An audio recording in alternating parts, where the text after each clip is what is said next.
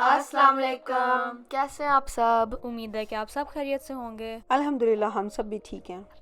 तो आज की वीडियो में मैं आपके साथ शेयर करूंगी मेरे कुछ projects finished and unfinished that I've crocheted throughout the past year. So आपने शायद मेरे रूम टूर वीडियो में देखा हुआ था कि ये मैंने डेकोरेशन के लिए ये बास्केट रखी थी बीच में। आप देख सकते हैं there's a bunch of different yarns and ये मैं although डेकोरेशन के लिए भी यूज़ करती हूँ, I also use these to crochet. और ये हुक्स मैंने ली थी कुछ देर पहले। there's all these different sizes, ये आप देख सकते हैं। बहुत छोटी वाली भी हैं और बहुत बड़ी भी। और ये इसके साथ मैं फ़न के लिए चीज़ें बनाती हूँ। तो सबसे पहले मेरे पास है ये white heart cross body bag. तो ये मैंने बनाया हुआ है, 4 स्क्वायर्स लेके 7 जोड़ दिए थे। आप देख सकते हैं stitch down the middle and same with the back side, and then a strap. इसके बाद मुझे था कि बैग्स यूज़फुल होते हैं and if I can make it, why not make my own. तो फिर मैंने दूसरे नंबर में ये बैग बनाया था। It's a blue and cream checkered tote bag. इसका handle, it's not a separate strap, it's attached, so it's all one piece. आप देख सकते हैं it's all together. और ये एक्चुअली आप देख सकते हैं the colors are alternating, लेकिन इसमें it's all made in one piece. तो जब इसको crochet करते हैं इस तरह अगर 2 colors हों तो फिर you keep both strings and then when you're crocheting you just knot different colors at a time. It sounds very confusing, लेकिन एक बार आप सीख लें तो इस स्किल के साथ आप बहुत चीज़ें कर सकते हैं। जैसे आप देख सकते हैं आप बैग्स भी बना सकते हैं।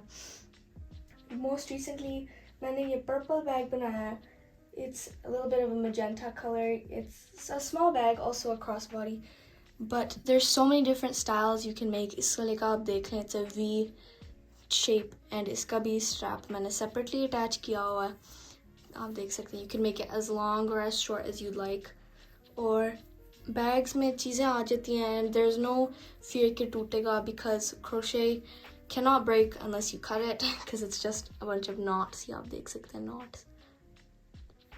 और बैग्स भी मैं बहुत बनाती हूँ, लेकिन recently मैंने और भी चीज़ें बनानी शुरू किया है like a blanket. तो obviously पूरा blanket बनाना बहुत मुश्किल है, तो मैंने शुरू किया है squares बनाना। तो मैं इस तरह squares बनाऊँगी and then I'll sew them all together. So far I have all of these and these ones. तो ये मैंने 4 colors लेके, ये आप देख सकते हैं black, light blue, purple and white. ये 4 colors लेके मैंने ये 3 different designs बना दिए हैं using different patterns. तो you can see each of them have a different color in the middle, different ones in the second row and different ones in the third row. सारे मैंने के सारे वाले के outside row के लिए I use the same white color so that it looks good when they're all put together. Or it looks very confusing, but this is actually very simple. तो ये मैंने और squares बनाना शुरू किया है. So how you start is you make the middle piece and then you start adding your other colors around it. ये आप देख सकते हैं एक बार एक कलर ख़त्म हो जाए काट के आप दूसरा शुरू कर लेते हैं। तो जैसे मैं पहले कह रही थी इसमें आप काट देते हैं ताकि आप अगला कलर शुरू कर लें, लेकिन इस वाले बैग में because you have to change colors so many times इसमें कोई भी कटा हुआ पीस नहीं है unless you're at the end, then you cut it off. तो ये आप देख सकते हैं सारे squares और ये patterns लेके I can put them together however I'd like. I just have to stitch them together. It's a little bit random, लेकिन ये like quilted style बहुत in है आजकल and this is a very easy stitch to learn. So I started doing this project और so far मैंने इतने squares बना लिए हैं plus these. और फिर आजकल मैं छोटे मोटे projects ही बना रही हूँ. Like most recently I started making this bouquet. तो फूल आप बहुत किस्म के बना सकते हैं। ये अगर आप देखें तो मेरी मलाइका ने, मेरी बहन ने ये कुछ साल पहले बनाए थे different types of flowers. ये इसने हर petal को separately बना के साथ जोड़ दिया. ये red वाला flower बहुत प्यारा है. She also made a rose with a little green bottom and lots of different ones like a daisy. ये daisy बहुत प्यारा है. तो इसको देख के मैंने सोचा कि मैं भी बुके बना लेती हूँ. कोई गिफ्ट के लिए बहुत अच्छा रह जाता है. तो ये मैंने शुरू किया लैवेंडर बनाने. ये आप देख सकते हैं. I have not that many colors of yarn, but I noticed that I had a lot of purples और मैंने सोचा कि purple फूल बना लेती हूँ. तो ये है the crochet actual flower. If you look closely, it's just a lot of loops that have been crocheted together. और फिर ये मैंने इस वायर को लेके, ये किसी भी डॉलर स्टोर से मिल जाता है. It's like craft wire. It's flimsy, लेकिन it works for projects like this. इसको लेके I used embroidery floss, which can also be found at the dollar store. ये सारे मुझे like $1-2 के मिल गए थे एक पैक में greens. Wire को wrap करके I glued the crochet flower bit around it.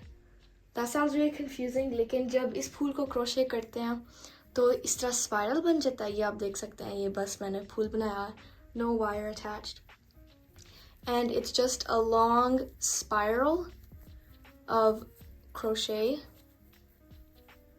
ये आप देख सकते हैं थोड़ा separate होके. तो फिर after you cover your wire, you can glue the spiral so then it looks nice and you have your lavender flower. तो lavenders के साथ मैंने और भी फूल ऐड करने हैं, इसलिए फिलहाल मैंने शुरू किया tulips banana. So obviously tulips are not as simple of a shape as a lavender, though it's a little bit confusing and it doesn't look, as similar to the real flower.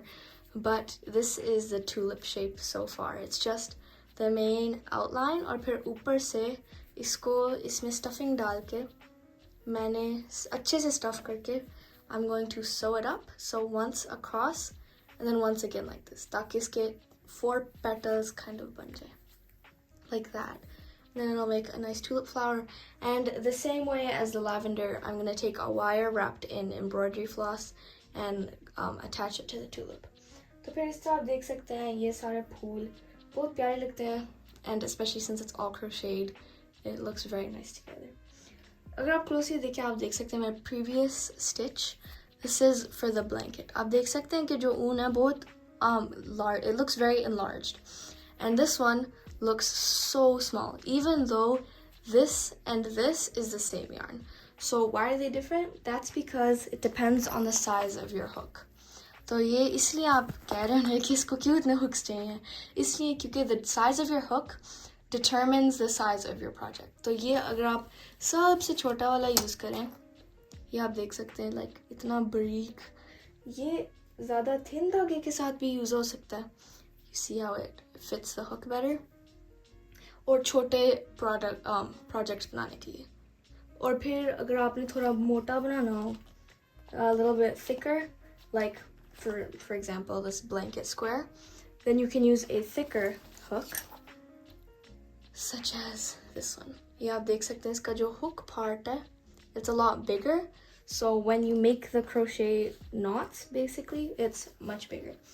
तो जो ये tulip है इसका बहुत छोटा छोटा इसका है, and for this one I used a 0.2 millimeter hook. Yeah, it's barik but not so barik that it doesn't fit around the yarn. फिर आखिरी में ये मैंने bird बनाया है. It's a little parrot type.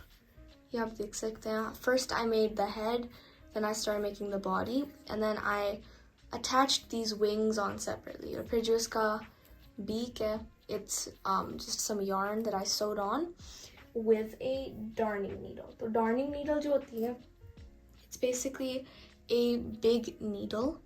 ये भी crochet के लिए बहुत important होता है. ये आप देख सकते हैं इसका जो पीछे से eyelet है, it's very large ताकि yarn अंदर चले जाए, and the tip is not as sharp as a normal needle, and you can see it's very thick because it's used for yarn. तो जब आप इस नीडल में एक बार yarn डाल दें फिर आप देख सकते हैं इस तरह कुछ लगता है. ये जो इसका पीछे से it's very thick ताकि you know your yarn can go in क्योंकि yarn और धागा बहुत different size में होती है. And this needle is also used to sew in ends. And I know that also sounds very confusing. लेकिन अगर फूल खुद देखें ये वाला मैंने completely finish कर लिया और इसका आप देख सकते हैं नीचे से कोई भी hanging नहीं है ऊपर से भी नहीं कोई है. लेकिन when you actually crochet it जो original होता है उसके you have these end pieces. तो जो ये needle होता है if you don't put any yarn in it like separate yarn and you use this then you can sew this back into your crochet. So this piece would get weaved into here ताकि आपको नजर ना आए और फिर इस तरह अच्छे से आपका काम साफ सुथरा लगता है. Like if you look at all these squares right now they look very messy because there's so many hanging threads and it looks very messy. तो इस needle के साथ आप you can sew things together and sew in your ends. तो ये जो parrot है I'm not completely done it yet. I still have to add the eyes and the feet but the main body of the parrot is done so I thought I'd show you today. तो ये आप देख सकते हैं मेरी सारी crochet की चीज़ें. You know there's a lot of things but it's a very simple craft. तो अगर आपने crochet शुरू करना है don't be scared. It's very fun. अगर आपको आज की वीडियो पसंद आई हो ज़रूर लाइक करना और कमेंट करना ना भूलिएगा and tell me down below what is your favourite project. अगर आप लोग और देखना चाहेंगे मेरी क्रोशे प्रोजेक्ट्स या क्रोशे कैसे करते हैं वो भी कमेंट करें and don't forget to like and subscribe. Thank you so much for watching. इंशाल्लाह हम फिर मिलेंगे अगली दफ़ा. तब तक के लिए अल्लाह हाफिज़.